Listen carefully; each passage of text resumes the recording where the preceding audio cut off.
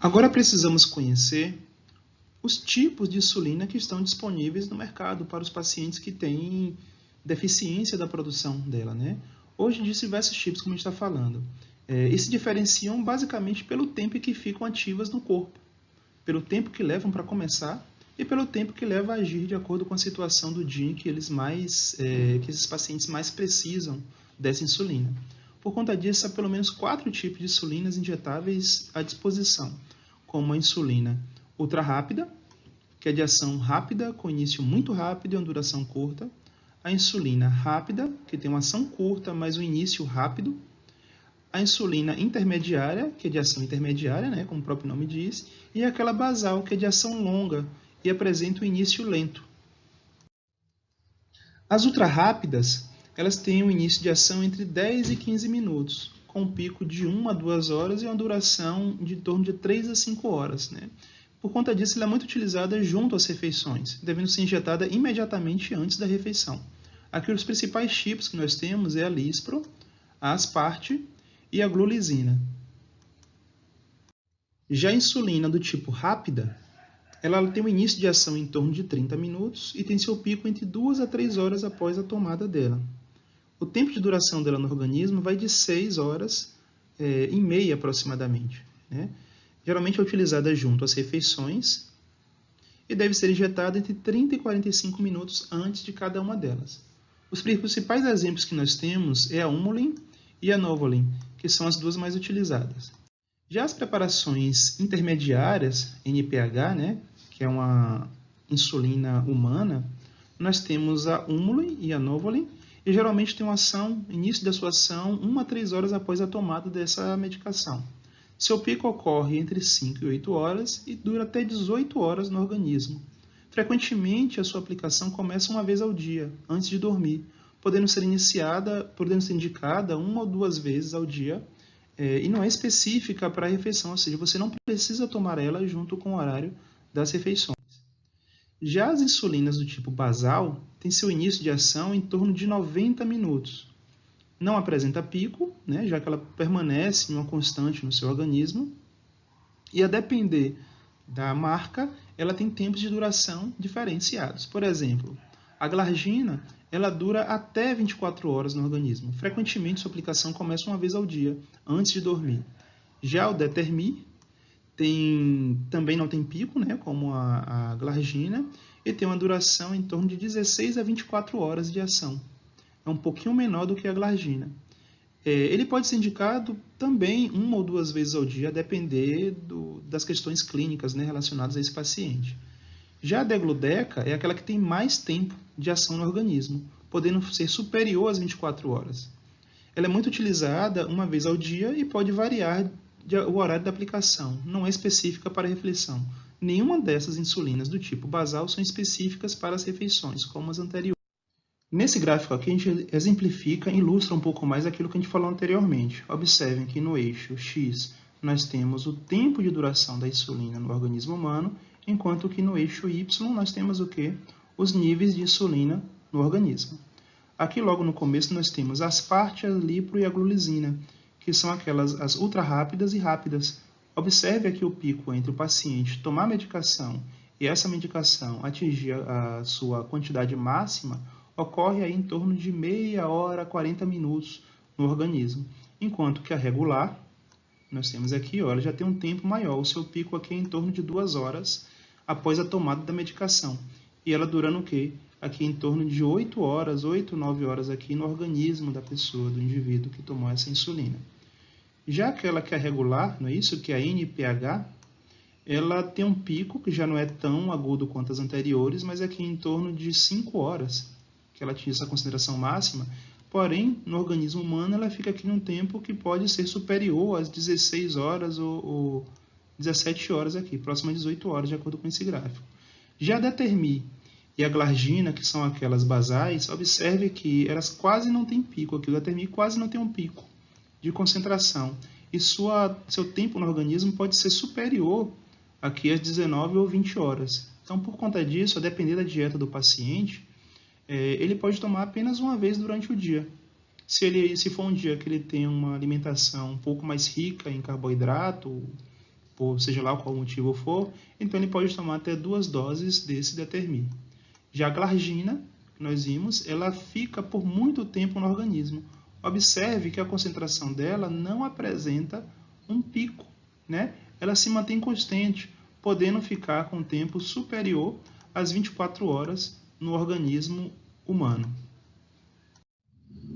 Contudo, a gente não pode esquecer que essa insulinoterapia, ela substitui a insulina que seria produzida no nosso organismo, porém, é difícil você conseguir com precisão, né, as dosagens corretas a cada hora do dia. Por conta disso, o paciente pode desenvolver uma hipoglicemia, que seria a queda dos níveis glicêmicos. Né? E por conta disso, a hipoglicemia ela é pior do que uma hiperglicemia, porque na hipoglicemia, esse paciente pode ter um coma devido à baixa de glicose. E ao entrar em coma, ele pode vir a óbito por conta disso. Outra questão importante são as imunopatologias dessa insulinoterapia. O paciente pode desenvolver alergia à insulina. Não se esqueça, essa insulina ela é próxima daquilo que seria a insulina daquele paciente. Porém, ela não é igual à insulina dele. Com o passar das décadas, né, viemos de uma produção de insulina que vinha de animais, o que dava muitas complicações em relação a processos alérgicos e a resistência que a gente vai falar logo, e fomos evoluindo com o passar dos anos aquelas versões da insulina que são mais próximas da insulina humana. Mas, mesmo assim, não estamos livres ainda de processos alérgicos, ou de resistência imune, que seria o quê? O seu organismo criar anticorpos que vai atacar essa insulina que está sendo tomada. E por conta disso, essa insulina, com o passar dos anos, ela vai deixando de fazer efeito, tendo o seu tempo reduzido cada vez mais por conta de reconhecimento dela por anticorpos do organismo. Outra questão importante é a lipodistrofia, que está presente aqui. A lipodistrofia nada mais é do que o quê? Você ter uma lesão naquele local onde se aplica a injeção de insulina.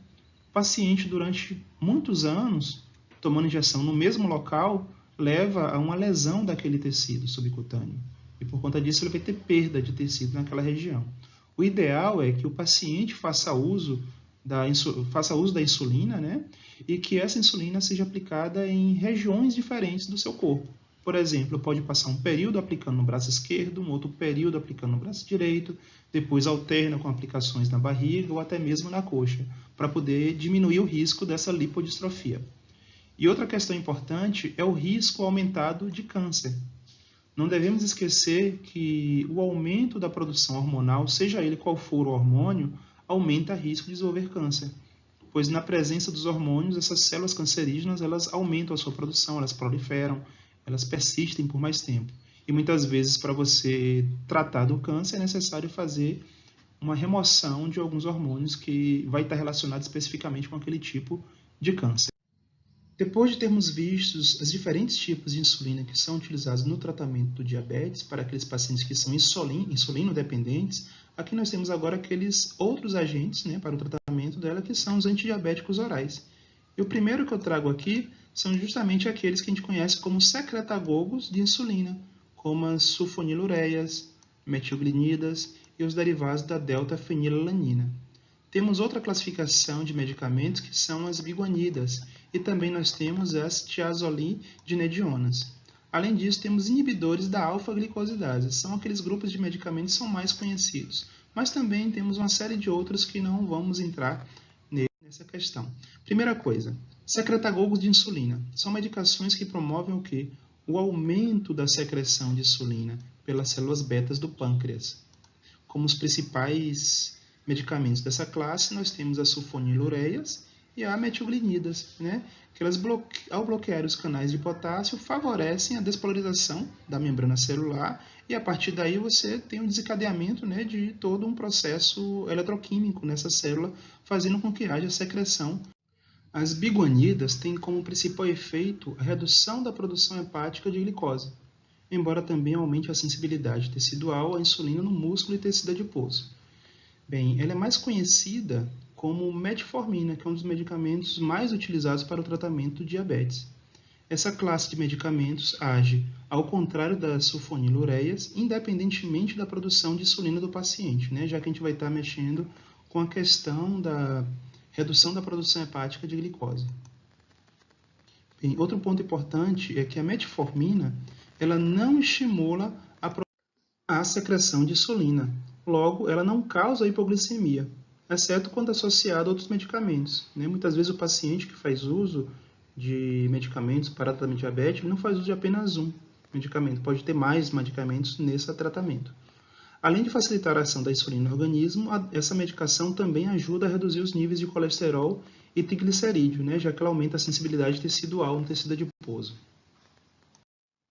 Bem, a tirosinolidinediona, mais conhecida como pioglitazona, é uma classe de medicamentos que tem como função reduzir a resistência à insulina, facilitando o transporte de glicose no sangue para dentro das células. Outra classe de medicamentos para tratamento de diabetes são os inibidores de alfa-glicosidase.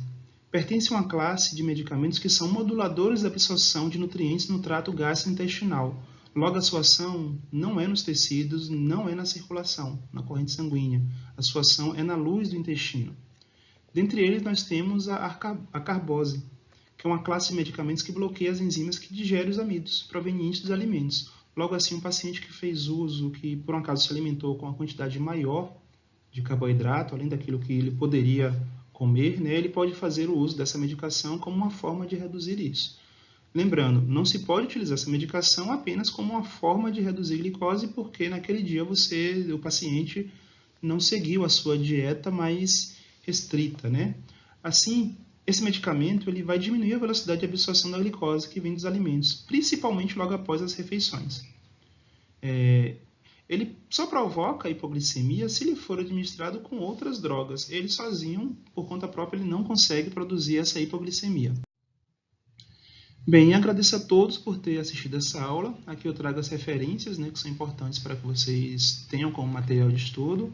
O livro do Bertrand Katzung, temos o Roberto Deluccio também, e esse artigo da Campos, né, da Rosa Armênia Campos, que ele traz toda uma revisão da insulinoterapia. Obrigado a todos.